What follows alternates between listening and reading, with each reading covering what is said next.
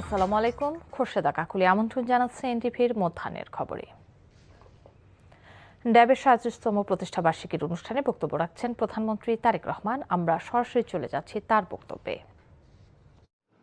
রোগ যাতে প্রতিরোধ করা সম্ভব হয় সেই লক্ষ্যে বর্তমান সরকার আরো 1 লক্ষ হেলথ ওয়ার্কার বা স্বাস্থ্যকর্মী নিয়োগ করতে যাচ্ছে, যারা নাগরিকদেরকে প্রাথমিক স্বাস্থ্য সেবা সম্পর্কে সচেতন এবং সতর্ক করবেন। তবে হেলথ ওয়ার্কার বা স্বাস্থ্যকর্মীদেরকে যথাযথভাবে প্রশিক্ষণ করার ক্ষেত্রে অবশ্যই চিকিৎসক বৃন্দকে নেতৃত্ব দিতে হবে। সম্মানিত, সাউন্ডটা যেন একটু কেমন হতো, সামনে গেলে তো টোকা খাবো আমি, বেশি সামনে হয়ে যাচ্ছে। এনিওয়ে,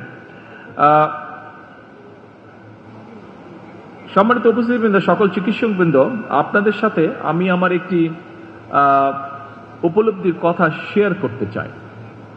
কি সেটি হচ্ছে শিক্ষার্থী কিংবা পেশাজীবীগণ রাজনীতিতে সংশ্লিষ্ট থাকবেন কিংবা কতটা থাকবেন, এটা নিয়ে বিভিন্ন মহলে একটি আলোচনা আছে। এর পক্ষে বিপক্ষে নানা মত রয়েছে, তবে আমার মতটি আমি আপনাদের সঙ্গে শেয়ার করতে চাই। একটি গণতান্ত্রিক রাষ্ট্রে যেহেতু রাজনৈতিক সিদ্ধান্ত প্রায় সকল কাজকে প্রভাবিত করে, সেহেতু শিক্ষার্থী, শিক্ষক কিংবা পেশাজীবী সবাই যার যার মতাদর্শ অনুসারে রাজনৈতিকভাবে সুসংগঠিত থাকবেন বা সচেতন থাকবেন, এটা কোনো অযৌক্তিক কোনো বিষয় নয়। তবে হাততালিটি একটু পরে দিন, পরের লাইনটা বলে নেই, পরের কথাটা বলে নেই, তারপরে হাততালি দিয়ে।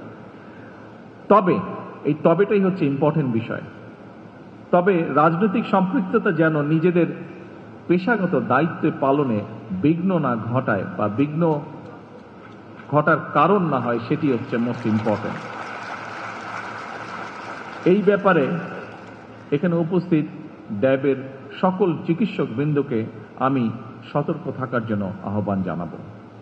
প্রথাগত রাজনীতির বাইরে এসে রাজনীতির গুণগত পরিবর্তন খুব সম্ভবত প্রত্যেকটি সেক্টরে সামগ্রিকভাবে সমগ্র বাংলাদেশে এখন সময়ের একটি কঠিন দাবি বা খুব স্ট্রং ডিমান্ড। এটা আমরা সকলেই সেটি অনুভব করতে পারি, বিশেষ করে 5ই আগস্টের পর থেকে।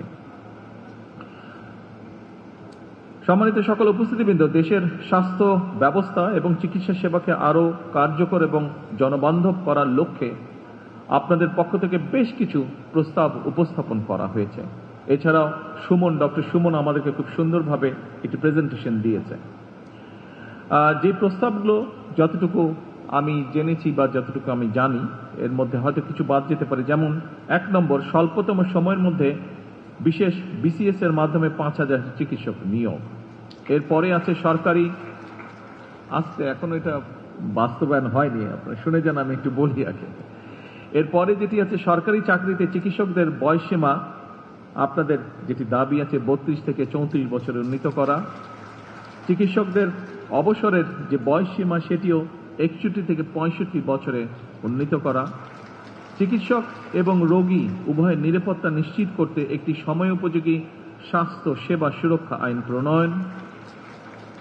এরপরে উপজেলা এবং প্রত্যন্ত অঞ্চলে কর্মরত চিকিৎসকদের জন্য বিশেষ ভাতা প্রণোদনার ব্যবস্থা।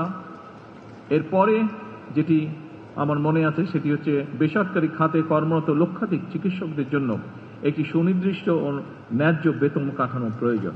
এবং খুব সম্ভবত আরেকটি দাবি আছে, শুধুমাত্র রাজনীতি কেন্দ্রিক না রেখে বিভাগ, জেলা, উপজেলা পর্যায়ে বিশেষিত হাসপাতাল প্রতিষ্ঠা। উপস্থিত সকল চিকিৎসক বৃন্দ, আপনাদের অবস্থান থেকে যদি আমরা চিন্তা করি, তাহলে এই দাবিগুলো হয়তো বা খুব একটি অযৌক্তিক নয়। তবে এই ব্যাপারটিও কিন্তু আমাদের সকলের একটু বিবেচনার মধ্যে থাকা উচিত। সেটি হচ্ছে বর্তমান সরকার যখন দায়িত্বভার গ্রহণ করেছে, আমরা একটি ভঙ্গুর রাষ্ট্র পেয়েছি বলা যায়। দর্শক দেখছিলেন প্রধানমন্ত্রীর বক্তব্যের অংশবিশেষ। জুলাই গণঅভ্যুত্থান স্মৃতি জাদুঘর যেন কোনো দলীয় সংগঠনের ইতিহাস না হয়, এমন মন্তব্য করে এনসিপি আহ্বায়ক নাহিদ ইসলাম বলেছেন, এটা হবে জাতীয় ইতিহাসের জাদুঘর। সকালে জুলাই স্মৃতি জাদুঘর পরিদর্শন শেষে তিনি বলেন, এখনও জাদুঘরে অনেক কিছু স্থাপন করা হয়নি। এটি পর্যায়ক্রমে আরও বিস্তৃতি লাভ করবে। বিশেষ করে এখানে জুলাই গণঅভ্যুত্থানের মহানায়ক শহীদ আবু সাইদের কোনো স্মৃতি না থাকায় ক্ষোভ প্রকাশ করেন তিনি। এ সময় তিনি বলেন, গত 16 বছরে বাংলাদেশ ফ্যাসিবাদে ভারত জড়িত থাকলেও জুলাই জাদুঘরে এ বিষয়ে কিছু উল্লেখ নেই। ভারতের সাথে আপোষের নয়, সম্পর্ক হবে মর্যাদার ভিত্তিতে। এর আগে তিনি দলীয় নেতাকর্মীদের সাথে জুলাই গণঅভ্যুত্থান স্মৃতি জাদুঘর পরিদর্শন করেন। গত 16 বছর যে ফ্যাসিবাদ বাংলাদেশে প্রতিষ্ঠিত হয়েছিল তার সাথে তো ভারত প্রত্যক্ষ বা পরোক্ষভাবে সম্পর্কিত ছিল নানাভাবে, এবং সেই ইতিহাসটা কিন্তু এখানে পাবেন না।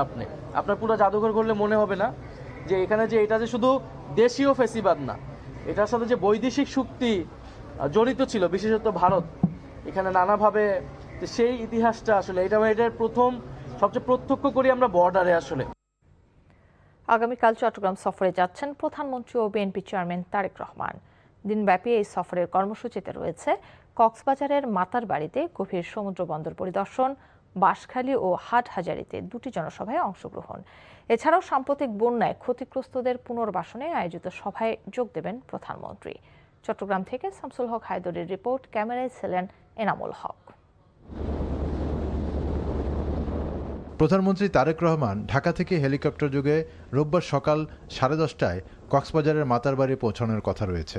সেখানে গভীর সমুদ্র বন্দর, কয়লা বিদ্যুৎ প্রকল্প ও মহেশখালীর সমন্বিত উন্নয়ন ব্যবস্থা পরিদর্শন করবেন তিনি। এরপর বেলা 12:30টায় পৌঁছাবেন চট্টগ্রামের বাঁশখালী উপজেলায়। সেখানে বাহারছড়া সমুদ্র সৈকত সংলগ্ন সাম্প্রতিক বন্যায় ক্ষতিগ্রস্তদের পুনর্বাসনের লক্ষ্যে আয়োজিত অনুষ্ঠানে প্রধানমন্ত্রী যোগ দেবেন বলে জানিয়েছেন বিএনপি নেতারা। কর্মীদের মধ্যে একটা ব্যাপক উদ্দীপনা দেখা যাচ্ছে, উৎসাহ দেখা যাচ্ছে। প্রতিটি অঞ্চলেই একটা খুব প্রাণচাঞ্চল্য, তারেক রহমান চট্টগ্রামে আসবে, তারা স্বাগত জানাতে উন্মুখ হয়ে আছে। আমাদের সকল নির্বাচিত সংসদ সদস্যবৃন্দ যারা আছেন এনারাও খুব উচ্ছ্বসিত। বেলা 1টায় উত্তর চট্টগ্রামের ফটিকছড়ি যাবেন প্রধানমন্ত্রী তারেক রহমান। সেখানে হেফাজতে ইসলামের নেতা আল্লামা শাহ মহিবুল্লাহ বাবুনগরীর সাথে সৌজন্য সাক্ষাৎ করবেন। তার এ সফরকে সামনে রেখে স্বাগত মিছিল করছেন দলীয় নেতাকর্মীরা। একই সাথে প্রধানমন্ত্রীর আগমনের খবরে উদ্বেলিত এলাকাবাসী। আমাদের ফটিকছড়িবাসীর প্রত্যাশা যে আমাদের অবকাঠামো উন্নয়ন, বিশেষ করে আমাদের রাস্তাঘাট আর শিক্ষা, আর বিশেষ করে আমাদের স্বাস্থ্য ব্যবস্থা। প্রধানমন্ত্রীর কাছে চাইবো মাদক মুক্ত পরিবেশে উন্নত শিক্ষা ব্যবস্থা চালু করা। ফটিকছড়ির সংক্ষিপ্ত কর্মসূচি শেষে হাটহাজারী যাবেন প্রধানমন্ত্রী। সেখানে হেফাজতের সাবেক আমির মরহুম আল্লামা শাহ আহমদ শফির কবর জিয়ারত করার কথা রয়েছে। এদিন বিকাল 5টায় হাটহাজারী কলেজ মাঠে জনসভায় সাম্প্রতিক বন্যা দুর্গতদের সহযোগিতা দেওয়ার কথা রয়েছে। সব মিলিয়ে প্রধানমন্ত্রীর চট্টগ্রাম সফরের সার্বিক প্রস্তুতি সম্পন্ন বলে জানিয়েছেন প্রশাসনের কর্মকর্তারা। ওনাকে বরণ করে নেওয়ার জন্য, গ্রহণ করে নেওয়ার জন্য, ওনার সকল কার্যক্রম সফলভাবে সুষ্ঠুভাবে সম্পাদনের জন্য যা যা প্রয়োজনীয় দরকার আমরা কিন্তু সেই জিনিসটা করছি। প্রস্তুতি বা প্রিপারেশন যেটা আছে এটা আমরা নিয়ে এনেছি। তো আমাদের প্রস্তুত অনেক লাগবে যেগুলো সিকিউরিটি অ্যারেঞ্জমেন্টের জন্য, তো এগুলো নিয়ে আমরা ব্যবস্থা করতেছি। আর রোববার দিনব্যাপী কর্মসূচি শেষ করে সন্ধ্যায় চট্টগ্রামে হোটেল রেডিসন মিলনায়তনে একটি সাংগঠনিক সভায় যোগদান শেষে রাত 9:30টায় বিমানযোগে প্রধানমন্ত্রীর ঢাকা ফেরার কথা রয়েছে। NTV news desk. সড়ক সংস্কার কাজের কারণে ঢাকা চট্টগ্রাম মহাসড়কের কুমিল্লা অংশে তীব্র যানজটের সৃষ্টি হয়েছে। এছাড়াও মহাসড়কের বিভিন্ন অংশে যানবাহনের ধীর গতি দেখা দেওয়ায় দীর্ঘ সময় ধরে সড়কে আটকে থাকতে হচ্ছে যাত্রী ও চালকদের। বিশেষ করে কুমিল্লার বিভিন্ন গুরুত্বপূর্ণ পয়েন্টে যানবাহনের চাপ বেড়ে গিয়ে পরিস্থিতি আরও ভয়াবহ আকার ধারণ করেছে। ঘণ্টার পর ঘণ্টা একই জায়গায় আটকে থাকায় চরম দুর্ভোগে পড়েছেন দূরপাল্লার বাস, পণ্যবাহী ট্রাক সহ বিভিন্ন যানবাহনের চালক ও যাত্রীরা। গতকাল থেকে শুরু হওয়া এই যানজট এখন তীব্র আকার ধারণ করেছে। চালকদের অভিযোগ, মহাসড়কের সংস্কার কাজ চললেও যান চলাচল স্বাভাবিক রাখার কার্যকর ব্যবস্থা না থাকায় একদিকে সংস্কার কাজ, অন্যদিকে অতিরিক্ত যানবাহনের চাপ, দুয়ে মিলে তৈরি হয়েছে দীর্ঘ যানজট। নোয়াখালীর কবিরহাটে নিখোঁজের একদিন পর আজাদ হোসেন নামে এক যুবদল নেতার মরদেহ বাড়ির পাশের ডোবা থেকে উদ্ধার করেছে পুলিশ। তার গলায় দড়ি পেঁচানো এবং চোখের উপর আঘাতের চিহ্ন রয়েছে বলে জানিয়েছে পুলিশ।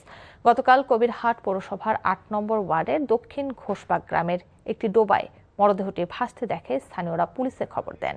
পরে পুলিশ গিয়ে মরদেহ উদ্ধার করে। তিনি কবিরহাট পৌরসভার ৮ নম্বর যুবদলের প্রচার সম্পাদক ছিলেন।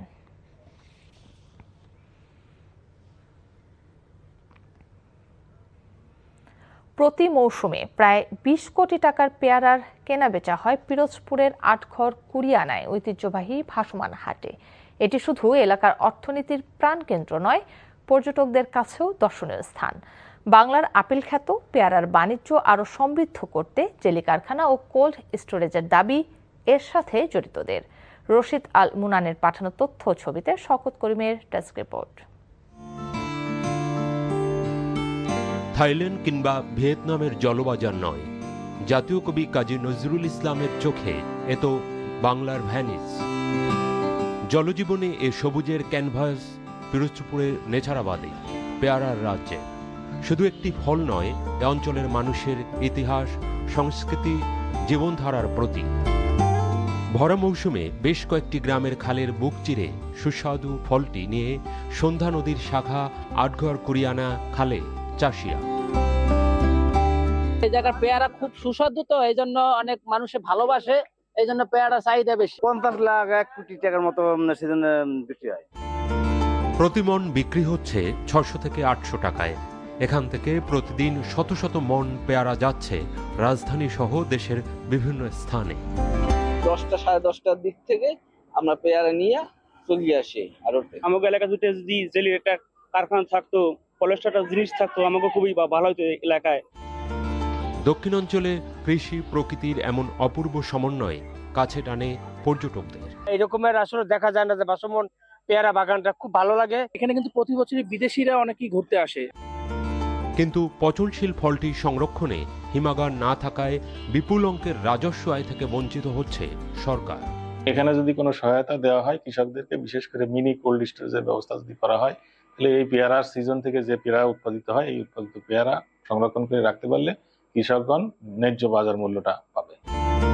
কোটি টাকার অর্থনীতি, বেঁচে থাকার স্বপ্ন ভেসে চলে ঐতিহ্যবাহী এ পেয়ারান অঞ্চলে।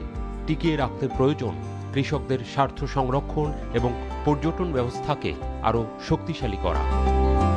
শওকত করিম, এনটিভি নিউজ ডেস্ক।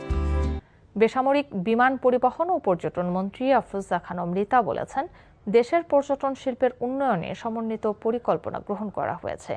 দেশের প্রায় ১৫০০ পর্যটন এলাকায় সকল সুযোগ সুবিধা সম্বলিত পর্যটন হাব গড়ে তোলা হবে।